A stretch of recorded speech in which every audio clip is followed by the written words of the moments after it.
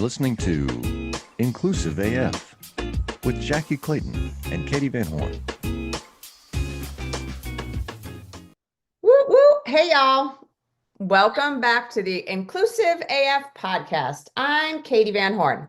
And I'm Jackye Clayton. And Woo, today, listen, I can't woot woot you. What? I can't woot woot you.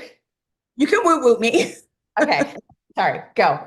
I'm just freaking out because why every week it seems like we're going to do something fun. No, not right now. Why? No. I mean, I'm Jackye, and we're going to dive into a topic that often gets misrepresented so freaking bad and politicized in the stupidest way: the economic contributions of undocumented workers. That's right. You know, we talked about folks being deported to an Salvadorian jail a few weeks ago. And now we're going to talk about facts. Crazy idea, facts, data, and really talking about, you know, what's the whole deal with undocumented immigrants, and what are the numbers behind it that, you know, the myth of oh, they don't pay any taxes, so they need to go. That's right. Oh, wait a minute. Oh, wait, there's more. Why don't we jump in? It'll be the shortest episode ever. Wait a minute. And the end. No, you know, so they're about $10.9 million, $10.9 million. No, there's about 10.9 million undocumented workers in the US, living in the US, working every day in the US. They're not sitting on the sidelines. They're not, you know, bleeding off of Social Security. They don't get Social Security. They don't have access to Social Security. But what they are doing is working, paying taxes, and spending money. Exactly. Like, can we just let people know, because they don't talk about it? Undocumented folks pay taxes.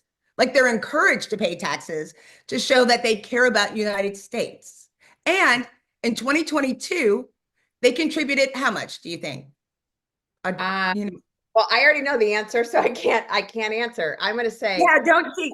96.7 billion in total taxes. That's federal, payroll, state, local combined. And that was 96.7 billion with a B, folks. That's right. That 10 million was nothing. No, right. And that's the thing. It's a lot of money. And they don't, doing that, paying those taxes doesn't qualify them for welfare, for, like I said, Social Security. So they are supporting our systems and basically getting nothing in return. That's the wild part. That's the part that, like, people, again, just don't understand. They think that all these undocumented immigrants are, and, you know, they're not calling them that, they're calling them something else, but that these folks are just leeching off of our economy, which is not the case. No, it makes me nauseous. Like, it literally makes me nauseous because they don't talk about that when they talk about throwing people back, right? Like, it is disgusting to know that in 40 states, undocumented immigrants pay a higher effective state and local tax rate than the top 1% of earners, and they don't get the benefits. So why is no one talking about that right now? Besides us, I guess. Well, we are. And I hope that all of our listeners are truly paying attention to this episode, because I think, you know, this is one of those, when you get the information, when you get the facts, this is when you can actually make better informed decisions and have better conversations about some of the current events that are happening that, you know, we talked about in the episode on the El Salvadorian prisons. But which, by the way, they still haven't gotten that dude back.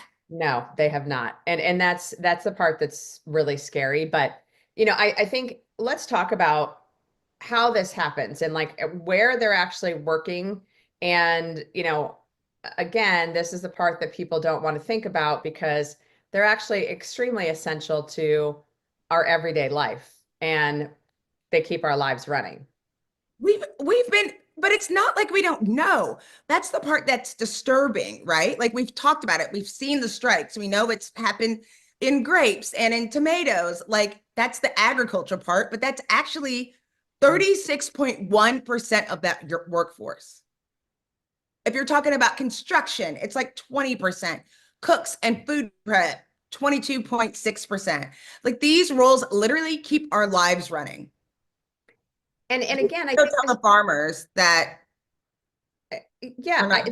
I think this is, a lot of times people think about the historical like migrant workers who came up to pick whatever vegetables or whatever citrus or whatever was happening back in the, 50s, 60s, 70s. But these are people that are literally keeping us housed with their construction, Right. and they're building, the brick and mortar stores, things like that. And if you have not been in a restaurant in the last, I don't know, 75 years, let's be very Right. clear, 90% of the kitchens are run by Hispanic and unfortunately undocumented a lot of times, but they still are able, again, to pay um, their taxes through the ITIN system or ITIN system. But anyhow, these are not, the niche roles. These aren't something fancy, but they are the backbone of how we eat, how we build, how we live. And they're not taking jobs. And that's just not reflected in the actual data and what is truly happening. And to be fair, like I'm in Texas, Katee is in Arizona. So we may see a lot of the Hispanic population, but then you look in other places in California, a huge Asian and Filipino, like Yes. people from all over the world, and you just don't know what industries. And these are the ones that we see that we know about, right? Because there are other roles that there are people that we don't hear about, that we don't see. And like you said, like they're not taking any jobs. If anything, they're filling jobs that aren't being filled. We've been talking about the labor shortage forever. We already know that there is a labor shortage. We've always been looking. That was how we started talking about so much diversity in recruiting and talent acquisition, because the workforce has been really small and we can't do it without these people. Now we're going to have full industries that are going to be worse off. Absolutely. And then I think we can even zoom out a bit and look at the bigger picture. When we talk about spending, the spending power of undocumented immigrants, this is where the numbers get, again, they're huge, again, because those households that have undocumented immigrants had about 299 billion, again, billion with a B, in spending power in 2023.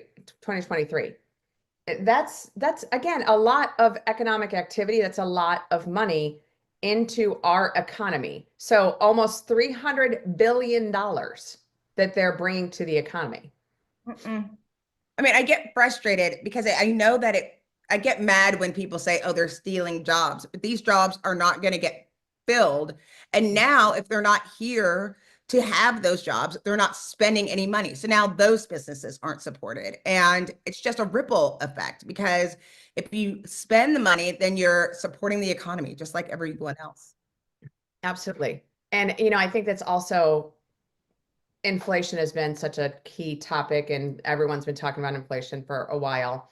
And when you are able to keep the supply chains going, which is one of the other things that these undocumented immigrants are able to help with, that's the supply chain. It's all connected. And, it's one of those things that we can keep inflation lower by continuing some of these industries and making these industries supply chain work.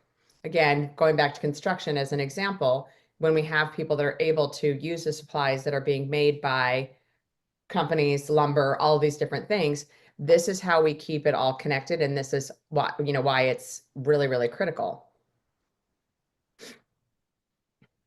But to be clear, obviously nobody cares about inflation right now. I don't know if you've been watching, because we all know, and nobody's doing anything about it. But Yeah, it doesn't seem to just be. for funsies, Yeah. let's just talk about if they were removed. The Peterson Institute found that deporting large numbers of undocumented immigrants could shrink the US GDP up to 1.6%. Which that's hundreds of billions of dollars. Like, I think that's the thing that people don't understand. Like, it sounds, 1.6%. Oh, that sounds like not a big deal. But if you remove that type of input and expect everything to be fine, guess what, folks? It's not going to be fine. It's going to be very far from fine, actually. And that's, I think, the part that is is really forgotten. It's just economically, this is stupid. The end. Now we can wrap up the episode. I mean, it's not, we're throwing the numbers out there because we really, I don't know why we still think that giving people facts is going to be helpful, but Yes. okay, throw the It numbers is. out, right? What about just the dignity of people? I mean, these are still people. At the end of the day, that's why it's like so insulting of not recognizing these people as humans, as people with families that have the ability to contribute, right? Like, even while facing discrimination, instability, and legal uncertainty, and they're still paying into the system that they know isn't going to support them and potentially send them somewhere else, wherever. I mean, I used to think they used to tell us that they would send these people back to their home countries, and now we know they can just send them wherever they want. Exactly. And I think this is also, this podcast, we talk about being inclusive as fuck. That's what the Ooh, Katie that's said what the angst. food. I think that's the first time I've said the F word on this podcast. Now, for those who know me outside of the podcast, that's a word I use in my daily life. It's an adjective, a noun, a pronoun. Like flour in our house. Yeah. But that being said, I think this is, one of the ways that people discriminate and use bias and use some of these different tools is by creating an environment where people are dehumanized. They Right. call them illegal aliens being, this body of people, this inhumane body of people. And it's easier to say, we don't like that, or we don't like that group of people, because you are dehumanizing them, because it's a lot easier to dislike a group versus a person that that you go see at your corner market or your corner restaurant every week. That's the type of thing. This is where, we recognize that people are valuable and worthy of rights. They're worthy of protections. They're worthy of having a voice at the table as they contribute to our table, and, to the economy. That was cute with the tables. But, Yeah. We know it's like racialized. And that's unfortunately part of why so many people were okay with it. Like they were like, oh, it's black and brown. But P.S. in the last couple of weeks, I mean, none of this is funny. No. But it was kind of funny watching the girl from Canada that got sent to prison because there was a visa thing. It's not funny. But people are like, oh, you mean everybody who's not American? Like, Oh, no. I'm sorry, Jackye. No. Let me be very clear. He has said he is not opposed to sending U.S. citizens to the El Salvadorian jail if needed. And again, we yes, can like, laugh at that because it sounds completely bananas, but guess what? until it happens. Yeah, until it happens. And that's the thing, is that this is, yeah, I agree. It's being racialized. It's racialized, but it's also like it's radicalized. Like this is chaos. Like the way that undocumented immigrants are being treated, it is different the way that they're from, what the places that they're from, on how they're being treated. Right. And part of it is, again, I feel like if we could start calling these people humans, maybe we would look at it a little bit different. 100%. I think that's the piece. This is completely unethical and it's hypocritical, because I think the other part is, I just mentioned this, your corner restaurant. If you are not in support of having immigrants move into this country and having some sort of immigration reform that makes sense, then guess what? You shouldn't be able to eat the food that they pick. That's right. You shouldn't be able to go to the restaurants that they own that Right. that are great food. You shouldn't be able to benefit off their backs if you are dehumanizing them. Period. Right. I mean, and if you are in leadership in HR, you need to start looking at your own practices. Absolutely. Who's doing the invisible labor as a benefit? Like really start looking at real questions and take responsibility. Because again, we talk about these people being hidden. They're hidden in plain sight. Yeah, People know what's going on. absolutely. And I think that's the piece. It's, you know, if we want fair immigration reform, if we want to actually create voices and show voices, I think we also need to think about how we're supporting the businesses, how we're talking to our politicians. If you at this point in time do not know how to get a hold of your local politicians, please, we will put a link in the show notes that shares where you can look that up, where you can contact your local politicians, your local representatives, because I think that's the part, is that we need to see these people as pawns. They are being dehumanized. They are being used as pawns in a very scary game. And we need to start stopping that and really letting folks know this is not okay. And, you know, of all of the things that we talk about on this podcast, of all of the things that are going on, I think that we are just at the tip of the iceberg of all of the stuff that is going to go sideways. You know, every day I think we're seeing stuff that is getting worse and worse. And as, you know, as we look at this stuff, we need to be voicing our opinion to our politicians and getting them to move on these things and say, yeah, it's not okay. Like to your point, no one cares. Well, if we start asking them and telling them this is not okay with us, they're going to have to start caring. If we stop voting them out of office because they're not doing what we want them to do, then we'll be in a much better place. But I mean, I just feel like this just kind of is a great segue. I know we're doing things a little bit different, but this is not the 90s, y'all. Like, this is not where there's a difference of opinion and that we still treat people with any amount of dignity at all whatsoever. It's literally going about against the laws that are already in place. You know, like I've been really frustrated. And part of the things, I know this is a little bit different. We're trying to pack so much in because there's so much going on a regular basis.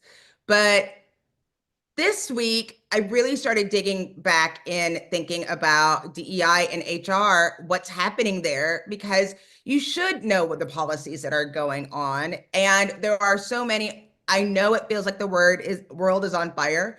You're not wrong. And you're fully not imagining that it is hysteria and chaos. oh, well, yeah, I think that's the perfect way to put it. It's everything's on fire right now, literally. But that's again part of the chaos that's being created on purpose. And you know, a lot of our episodes in the past, we have tried to keep it lighter. And you know, I think that's one of the things that we are known for on this podcast. But I think the other part is we are angry, we are frustrated because you know, you have the EEOC gaslighting us, you have corporate retreats that are disguised as culture strategy when no one is actually paying attention to DEI anymore.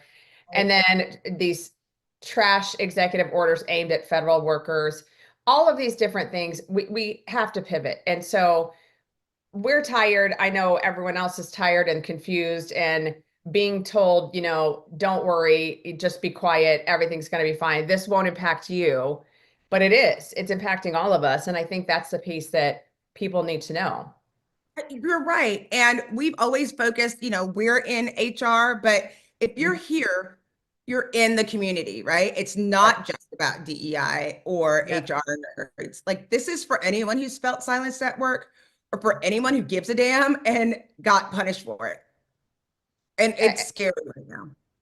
Yeah, and that's the thing. We want to send a message and we want to make sure everyone hears this. We see you, we hear you, and we're trying to break down all of these conversations with our passion and love that we have around it, but also with that fire of we have got to start taking action. And we want to also have receipts. We want to have data. We want to show folks this is what is actually happening. And, you know, we're going to break down our segments. You know, we just started off with a topic, but we're really going to break it down into three pieces. It's those mic drop moments, a whole lot of truth, and then like kind of let's get into it. Let's, you know, let's see what's next. So, Jackye, tell us. Yeah. Well, I think, you know, in thinking about it, so many people, of course, personally feel affected because of what's going on with DEI, but it's not about losing a program, right? It's not about, oh, we don't get to celebrate Black History Month anymore. Like, we are fully losing protection and we're having to talk about it. And so I wanted to start a segment because there's so much going on. Maybe we can kind of capsulize it all together and start kicking it into what the actual AF. And this week's What the Actual AF is going to be brought to you by the letters E, E, O, and C. And a healthy dose of performative patriotism. Mm-hmm. Now, the EEOC, the agency literally tasked with protecting workers from discrimination, is out here saying that diversity is the new discrimination. And that's right. So the Trump appointed acting chair of the EEOC, Andrea Lucas, Yep. someone appointed by Trump that we don't like. They sent out letters to 20 major law firms, and we discussed this kind of briefly in one of our prior episodes, but basically telling them that their diversity, equity, and inclusion programs might be, wait for it, Jackye, it might be illegal. Illegal, y'all. Not bribery. We're not worried about insider trading. I don't know if that sounds familiar from this week. Not about union busting, but DEI. Like, apparently, mentoring a first generation Black law student or recruiting from an HBCU is a threat to democracy. And to turn up the heat, like this is the thing that there are 12 Republican state attorney generals jumping in with their own letters demanding these same firms hand over DEI hiring data by April 15. So I will give a shout out to the Texas AG, Ken Patterson. So, you know, he's really the best at this. Mess up all the names, by the way. We should just call them all. Ken Paxton. What did I say? Did I not call him by the right name? Yeah, Patterson. Whatever. Again, I don't like him. I don't like them. I'm not pronouncing their name right. That's my new. So Ken Paxton, he called DEI un-American ideology. And so I just want to clarify that our special friend Ken Paxton is under investigation for securities fraud. So, Yeah. So again, this is the irony of the character of these folks, these morals of these folks of out of the right side of my mouth, I'm going to call DEI un-American ideology. Out of the left side, I'm under investigation for securities fraud. Right, because that's American, apparently. American, totally fine. Again, after this week, yes, it totally is. Yeah, yes. So let's pause on that. You know, I'm a Black woman in Texas, and I'm telling you right now, DEI didn't make the workplace un-American. You know, what is un-American is telling marginalized people that they're the problem when asking for equal pay, or women asking for a seat at the table and being told that you're being too loud. Like, that shouldn't be American. It's like these people didn't even read the book. Like, I don't understand. No. Why do people feel like they're native? They're not even from here. Like, it's really frustrating. You ain't even from here. You don't even get to make it up. Like, there was people here more than 250 years ago. Well, and I think this is the other part. I'm just going to these letters. This is the part that's also scary, is they want detailed records. They want to know race, sex, any DEI related training or events attended by employees. They want to get a list of all the staff that has joined any Black affinity group, women in law roundtables, pride events. That's not oversight. That's surveillance. And that is scary. That's un-American. That's the scariest part. There was a time when we would have called that un-American, but now it's like freaking Big Brother meets McCarthyism with a DEI twist. It's like Black Mirror, which, by the way, came out this week, but that's another show. I can't watch it. It seems too scary, but please go. It is a little scary, but I mean, it's really more science fiction. It's like so close to what's really going on, but it feels like if there was subpoenas in Black Mirror, it would be closer to what we're experiencing right now. Otherwise, it's very similar. You know, and I think this is where we go is really about that inclusion piece and this this war that is now being waged against inclusion. So we're not talking about diversity. We're not talking about equity. We're talking about, again, that seat at the table. And, the USDA recently axed 1,176 training courses in one fell swoop. And those training courses were everything from anti-harassment, because somehow that's woke, veteran engagement, I guess that's also woke, conflict resolution, too woke. Don't So do all of that. those things that are basically like how to not be an asshole at work, Right. too woke. They also said that's why they sent that guy who was like pro-Palestinian. They said that's anti-Semitic. Like that's all it takes by saying that. It's like that's not actually how it works. And there's a anti-Semitic group that they just put into place. I think it's called the Rachel something. Okay. There's no Jewish people on the committee, by the way. Well, that makes sense. Right. And they said that the Jewish people aren't doing their job in protecting anti-Semitism. So the people, that same group that came out with that 2025 are doing this to try to help people. I mean, there's yeah. It's so bad that we have something that we would consider this American, right? It's a Veterans Day training called Our Story. That's too woke. So what kind of country cancels respect for veterans in the name of protecting values for a country? Well, I think this is, it's the order from 47, 45, whatever we want to call them at this point, is, it's framing it as defending women. And, these different executive orders, all of them they're trying to like twist it into, oh, we did this to protect. So, there's we're going to defend women. So we're going to do an executive order so that transgender women cannot participate in sports, and transgender women cannot, do different things. That's somehow defending women. We don't need to be defended against transgender women. We need to be defended against men who are making decisions about our bodies. And, The rapist that's in office, yes. is it that have women's rights in mind? Yeah, and that's they've slashed like sexual harassment trainings or prevention trainings. So like those are the other things. That's let me defend the house by burning it down. Like that's just there's no logic to it at all.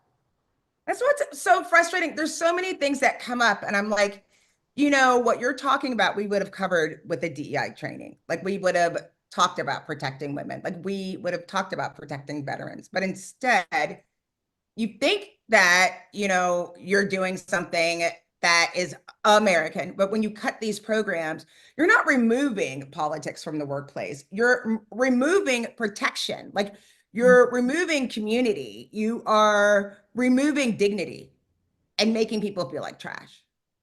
Yep, absolutely. So let's recap real quick. It's the EEOC is punishing firms for mentoring marginalized law students. The USDA is cutting equity training programs and calling it patriotism. And the people driving this, the same ones that scream cancel culture while literally canceling culture. So this is this fake patriotism that's really basically canceling culture and canceling history and canceling groups of individuals. These are the folks that are actually driving this. That's right. So when the agency in charge of equal opportunity declares war on inclusion and harassment training is cut in the name of defending women, we have entered upside down America. What the actual AF? I can't take it. I don't think you could say what the actual AF. I don't think I think it has to be what the actual F. Ah. Because you're saying actual, right? Yeah, we are. All right. Sorry, folks. We're going to get this right. We will know our name. We're saying what the actual as fuck. I think we're at like episode 150-ish here or there, like around that number. One day we're going to know how to use our name correctly. Right. But all right. So let's turn now to corporate chaos, where we are in corporate America. And, the equity efforts that are melting faster than a Zoom background under bad lighting. That's my analogy today, yeah. We're gonna get in trouble. We forgot our backgrounds. Well, it's okay. I actually just thought that same thing as I'm saying those words. I'm like, oh, we're gonna get in trouble because to our producer, we apologize in advance for not doing what we're supposed to do and not following the rules. But we are going to focus on calling out boldface backtracking that's happening across industries and talk about kind of what this means. Right. Like, let's start with IBM. Like, I'm really, like, I feel personal to this because, that's why where my dad worked before he became a pastor, all of that. He was one of the first Black engineers. And IBM literally touted DEI like they invented it. It was one of the first things that we saw was including other people. Now they're ditching diversity goals. They've dissolved their internal DEI councils and they started using language like inherent tensions in practicing inclusion. Say that in plain English. Y'all got scared, so you gave up. 100%. And and I think also that memo, it read like a hostage note, like something that legal wrote to be like, Right. let's say the words so that we don't get sued later, but also not hiding it. Like, they had a judge that said that reverse discrimination lawsuits could move forward. And it was filed by a male executive who claimed IBM's DEI goals cost him his job. So we have a judge that said there is such a thing as reverse discrimination. And so because of that, IBM pushed pause on everything. It's like watching, your best friend backpedal during a spin class, which you shouldn't do, just to be clear, if you've ever been to a spin class. I personally don't love spin, but I've been to a spin class and going backwards doesn't help you at all. It doesn't get you out of the class faster. And it doesn't tick the numbers off either. No. Mm-mm. Here's the thing. The program that triggered the lawsuit was about incentivizing managers to diversify hiring. Not quotas, just recognizing good work. But Right. now DEI leaders are being ghosted like that bad Tinder date after one mention of equity. Just poof. I feel like a bad Tinder date could result in a lot of bad things. So I think that's a piece that people need to, like, for all those that are single out there, don't use Yeah. Tinder. Just that's a bad idea. That's right. Yeah. So that's my sidebar PSA for the day. I like it. Okay. And let's be clear, it's not just IBM. IBM, is very well known, as you said. Like, I think anyone listening to this podcast, anyone in the world can say, I know someone who worked at IBM or does work at IBM. But there's also Adobe is scrapping their hiring targets. Constellation Brands renamed their entire DEI department to inclusive culture and walked away from supplier diversity commitments. So again, supplier diversity commitments basically means we are spreading the wealth, and it's not just going to our friends that are just like us. It's going to different vendors. It's really diversifying who you're getting all of your items from, whatever that might be. And then JP Morgan, which I've said, wow, I was proud of them because they were really sticking to their guns. Jamie Dimon went on and, said all the good things. And now they're saying, we're just going to change the name so people stop looking. And so they dropped equity from DEI entirely. I think they're now doing DOI or something like that. I don't even know, but it's weird. I mean, we've talked about this before. Like, if you were really doing the work, it wouldn't be that easy to just erase, right? Like, it would already be part of the culture. It just reminds me of when The Bachelor cast its first Black lead, and then that season got fumbled really bad, and then the host had to step down. Like, that's what corporate America feels like right now with DEI. Like, they did it for optics. And then when things got real and they actually had to like get into it, it happened exactly the way that we knew, all of us professionals knew it would happen. But it just like freaked people out.